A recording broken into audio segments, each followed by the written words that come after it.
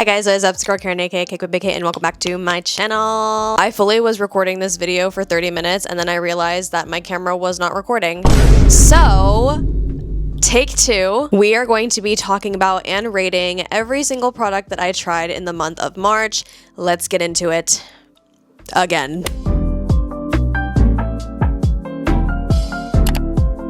Let's talk about skincare and fragrance first, and then we'll dive into makeup because, as always, that is the biggest category of these videos. The first product I have is from Medicate. This is their Lipid Balance Cleansing Oil. What I like about this cleansing oil is that it is a true oil. A lot of the times, cleansing oils have a very thin, almost watery consistency, and it makes it not 10 times harder, but like 5 times harder to work with. Really love the consistency and the texture of this. It feels really nice on the skin. It melts everything off. It doesn't leave a film on the face when you emulsify it. And this is a very nitpicky note, but sometimes with cleansing oils that are very thin and it comes in a pump like this, when you pump it, a lot of the times the oil will come up through the pump right here and it'll just spill out everywhere. So very happy to report that that does not happen with this cleansing oil. That's such a nitpicky note to give, but it is one of importance when it comes to me and my skincare shelves and the cleanliness of my skincare shelves. This does retail for $38, and unfortunately you can't purchase it at a Sephora or an Ulta. I think it's only directly off of their site.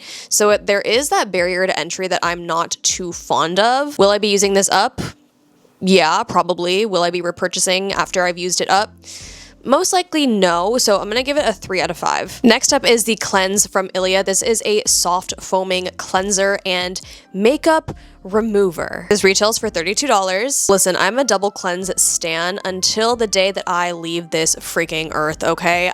I need an oil-based first cleanse. That is the only way I will wash my face, and then I will go in with a water-based cleanser, which is what this is. Obviously, it comes in a pump like this because it is a foaming facial cleanser. I tried taking off my makeup with this one time and it was an absolute sensory nightmare for me. I don't know if it's because it strays away from my usual routine of using an oil-based cleanser first, but this face wash is, how do I say this?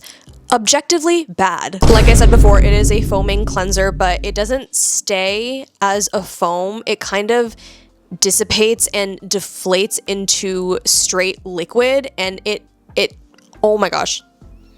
I'm getting war flashbacks. My face did not feel clean. It did not feel cleansed. I used this twice because I am a notorious double cleanser and my face still did not feel clean. I'm rating this a 0 out of 10, but because I don't like to waste products that I've already used, I think I will use this to clean my makeup brushes in the future. And even then, I think this is just one of the products I would use. I would do a double cleanse on my brushes if I were still using this. I would use this in conjunction with something else when it comes to cleaning my makeup brushes. So when it comes to the face, jail, right through jail. Next up are the new Jet Lag eye patches from Summer Fridays. They are the newest addition to the Jet Lag family, which if you guys aren't familiar with that collection, it is very, very deep hydration. So I was very surprised when I tried these and they felt like your average eye patch. The 6-pack of these retails for $24, so they are $4 each. And while I do like these, I just was expecting more. I like them just fine, but I don't think they're anything super innovative. They just feel like every other eye patch that's on the market. Will I continue to use these? Yes, so I'm giving them a 3 out of 5. And I was lucky enough to be sent a lot of these, so I'm actually going to be bringing them on my bachelorette trip and giving them to the people who are going on the trip with me. If you are going on my bachelorette trip, please disregard. Pretend you didn't see this. Next up, we have the Road Barrier Butter. I feel like this was a very quiet launch. I've only seen 1 or 2 people talking about this. This is the mini size and it retails for $22, but the full size retails for $38, so if you were to get this, just get the full size because $22 for this is kind of a rip. I had very high expectations for this because I genuinely love the skincare from Rhode. I love the original moisturizer that they came out with. I've gone through, I think, 2 tubes of this already, and this is my 3rd one. This one is supposed to be a thicker moisturizer, so if you are more dry, this will probably be for you.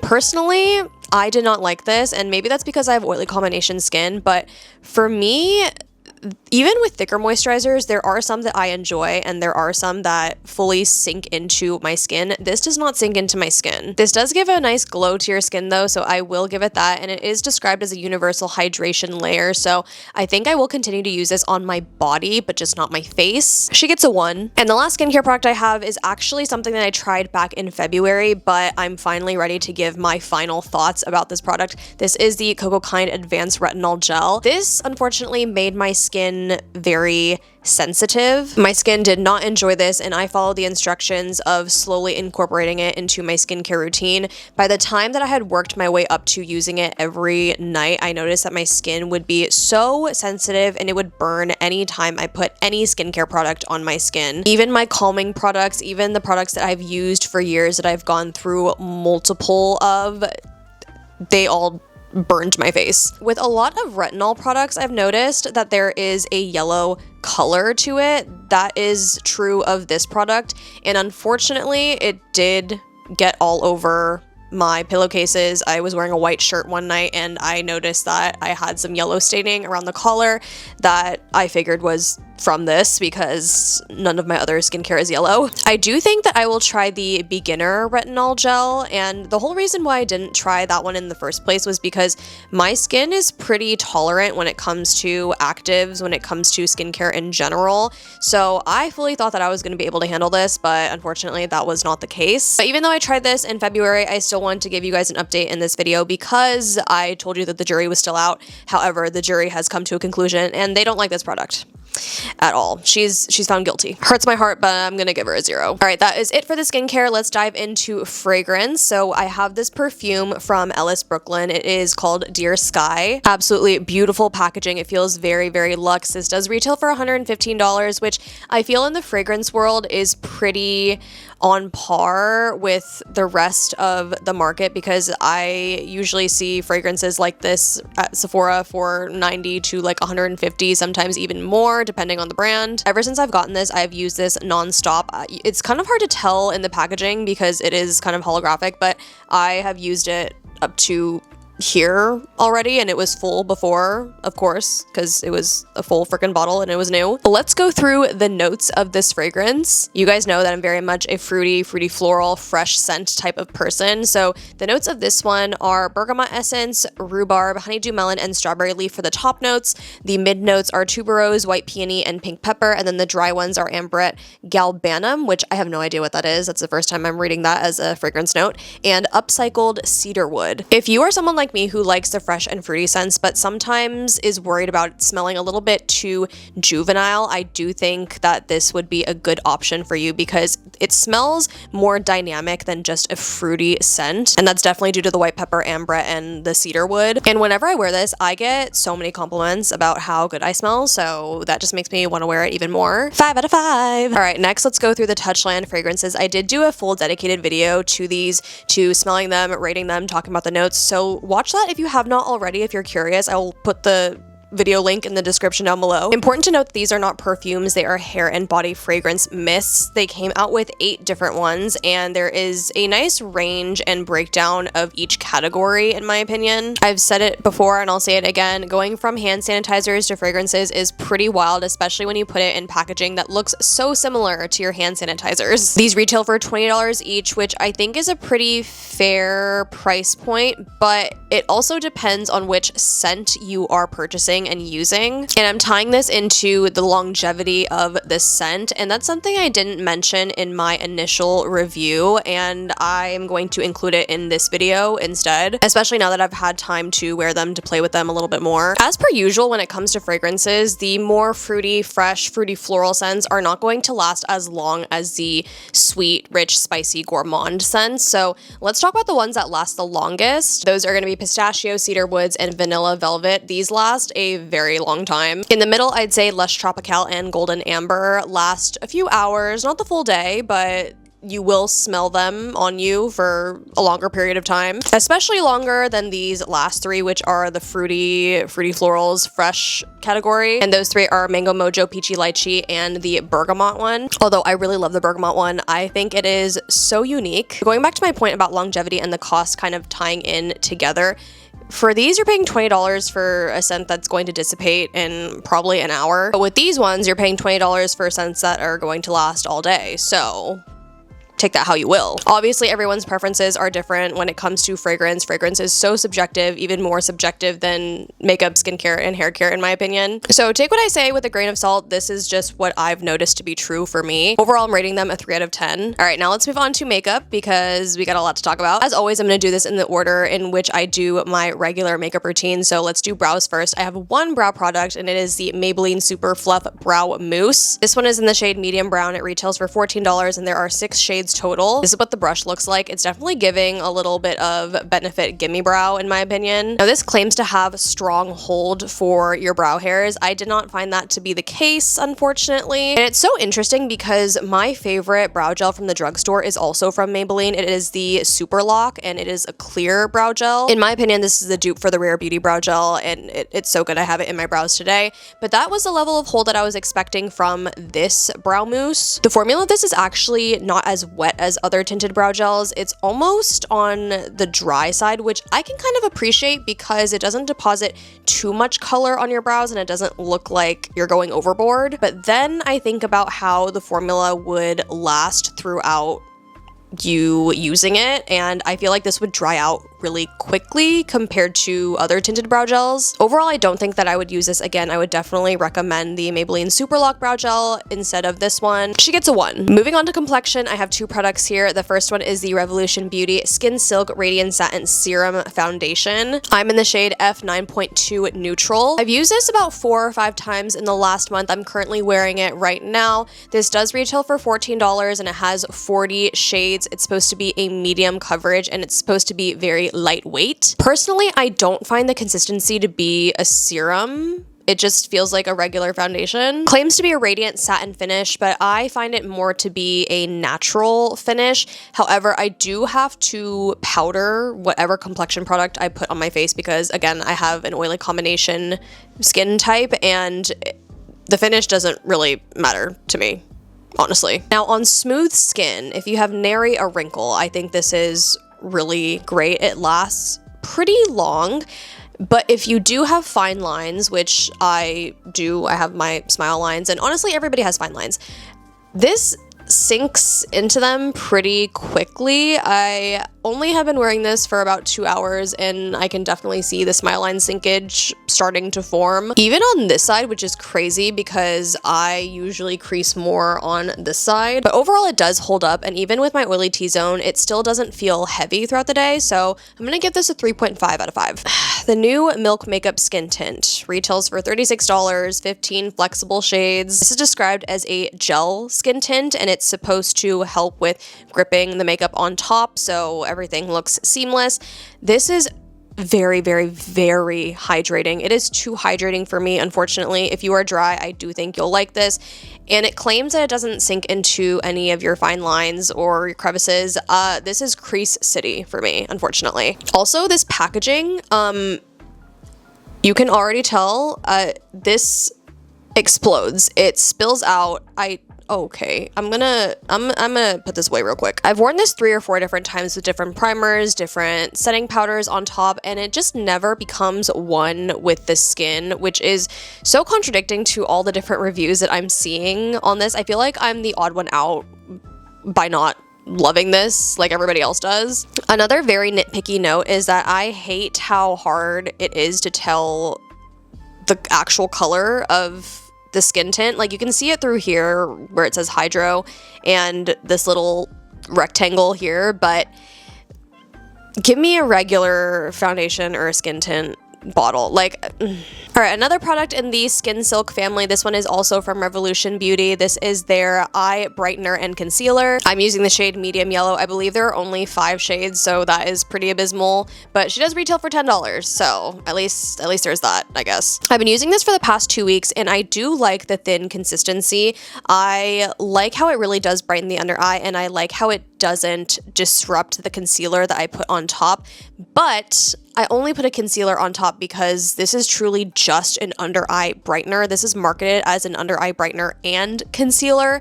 It's definitely not a concealer. It's just truly an under eye brightener. I really like the metal applicator this comes with. It really reminds me of what they did with the Rare under eye brightener, but I like the metal applicator of this one better because it has that slant. With the Rare one, it's more of an oval, like an egg shape. Oblong. Definitely like the applicator of this one better, and I will probably be continuing to use this, so I'm gonna give her a 3.8 out of 5. Let's move on to bronzer. I only tried one in the month of March, and this is from Westman Atelier. This retails for $58. $58. And for it to be mediocre is honestly such a crime. These are supposed to have a hydrating matte finish, which is very contradictory to me. I don't believe that that is the case. You think that it's going to be super pigmented, but when you blend it out, it really blends into nothing. And there are only 4 shades. I'm in the shade Soleil Parfait 2, if anybody is curious. Honestly, it's giving kind of muddy, and that's what it gave when I applied it onto my face. I only tried this twice, and that was enough for me to be like, nar. Nar, nar, nar, nar, nar, nar. 0 out of 5. Next up is blush. I have 2 different ones. The first one is the new Say Super Suede Powder Blush. This retails for $28. There are 6 shades, and I am very unimpressed with this packaging. It's plastic. It feels cheap, unfortunately. I wish that this blush had a mirror. I wore this to Disney the other day, and while it lasted, it definitely faded by the end of the night. And overall, this is just a powder blush. Like, there's nothing innovative about it. There's nothing super special about it, in my opinion. I have worn this a few times since I tried it out. I actually have it on today on top of the other blush that I'm going to be talking about next. And even then, I just don't think it's anything special. It blurs a little bit. I like the pigment. I like how it's buildable, but you can easily find that at the drugstore. I don't think that this is worth the $28. I would rather buy this blush from Revlon instead. This is the Revlon Glimmer Blush Drops. You guys can refer to my full face of new makeup video in which I tried this for the first time, and it was an absolute disaster. An absolute disaster. But I have since changed my mind on this product. I now know how to use it. There's definitely a learning curve. She dries down so quickly, so you have to work fast. I highly recommend using a brush to apply this and not your fingers, because when I applied this with my fingers, it was not pretty. Believe me when I say that. Or go watch it. I don't know. It's on the internet. So as the name suggests, this does come in a little dropper, and 1 drop is genuinely all you need because this is ultra pigmented. This was described as a flush of color. It's not a flush. It's a freaking punch in the face. This retails for $10. There are only 3 shades, which is so freaking abysmal, but since these are so pigmented, I know that they're going to show up on any skin tone. Hopefully any skin tone. I don't know. Somebody with a darker complexion, try these out and report back. Again, I have this on today. It is the first blush layer and truly where majority of the pigment you're seeing is coming from. It's just so funny how fast I switched up on this product. At first, I did not like it, and now I like it. It's decent. Rating this a 3 out of 5. All right, and once that is all done, we gotta set everything down, and I tried 1 powder in the month of March. This is from Makeup by Mario. This is not a new launch by any means, but it's new to me. Okay, I tried it for the first time in March, so it's in this video. This retails for $38. There are 7 shades. The first thing that I noticed when I applied it for the first time was that this is a very blurring powder. The pores that I have in this general area right here, blurred. Almost gone. I've been using this nonstop ever since I first tried it, and it doesn't feel overly drying or heavy or cakey when I apply or when I bake with it. The one thing that I'm not crazy about is the packaging. I feel like I have been spoiled with other loose setting powder packaging from Sephora. I don't like how this is just solely open, how all this powder can collect down here. I very much now am impartial to the packaging of like the One Size setting powder or the House Lab setting powder. Something like this with the flap to keep it nice and clean. That's what I like. and a loose powder. But overall, if we are considering the formula and how many times I've used this since I first tried it, I'm gonna give it a 3.9 out of 5. Now, when you are overly powdered, like I need to do with my oily combination skin type, you need a setting spray to set it all down. So I tried this new one from Dibs. This is their Love Beam setting spray. This retails for $28. You can find this at Ulta. I was mistaken in my last video. It's not just on their website. You can find this at Ulta as well. This is a biphase setting spray, which means you have to shake it pretty well before you apply. And I absolutely love the mist. It is so fine. It smells pretty sweet. So keep that in mind if you're sensitive to sweet scents. You may not like this, but it smells a lot like the Glow Tour wand, which I absolutely love and adore from Dibs as well. I've also been using this nonstop since I first tried it, and my only gripe with this is that it is pretty tiny, but it's definitely hydrating. It's blurring. It's not overly hydrating to where it will make you feel more oily, but it is one of those setting sprays that if you were to overly apply powder and you need something to melt it down to make your skin look like skin again, this is going to be for you. And for eyes, I have one product. This is the Kokie Duo Metallic Shadows. I really just don't feel a desire to use this again. It's just one of those products that's like whatever to me. Like I don't really even want to talk about it right now. They retail for $10. They get the job done. I will say they do crease on my eyelids because I have oily eyelids, unfortunately, even if I set it down with the powder pigment at the bottom.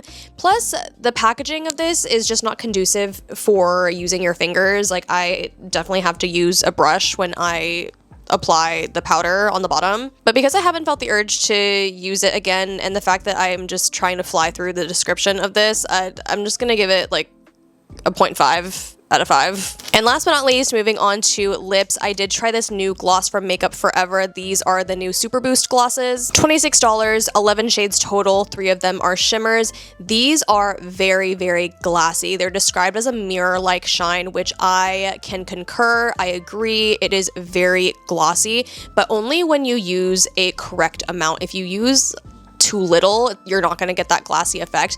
But if you use too much, it can become goopy and thick, and it's just not pretty. These also are supposed to be plumping and cooling, and they're supposed to have a cooling sensation after you apply. I have found that even though it's not unpleasant, it's not pleasant either. It doesn't hurt by any means, but whenever I see a plumping or a cooling lip product, my mind automatically goes to Buxom, because Buxom is the authority for plumping lip products or for lip products that have that cooling effect. They just do it so well, and it lasts for a long time. It's not just within like the 10 minutes of application, which unfortunately is what these feel like. If you want a plumping and or cooling lip product, definitely check out Buxom instead.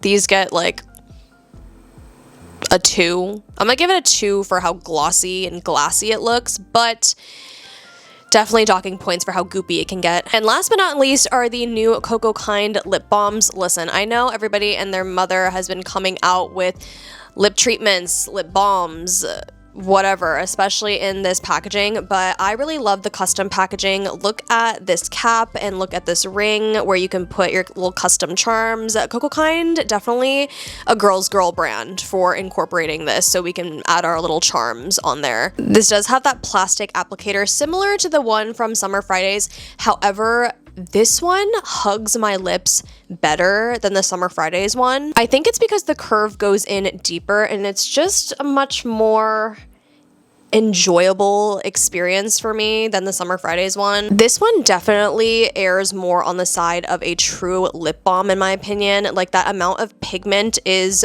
perfect. It's not overly glossy because a lot of these lip treatments, they're just glosses. And these are like $8 on Ulta, $12 straight from the Coco Kind website, but the price, you can't beat it. She gets a 4 out of 5. All right, you guys, that is it for this month. That is everything that I have tried in the month of March. I can't believe another month is down. I really hope that this was helpful for you guys. Let me know if you're curious about any of these products or if you've been eyeing any of these products. And with that being said, don't forget to like, comment, subscribe, thumbs up, all that good, and I'll see you guys in my next one. Bye.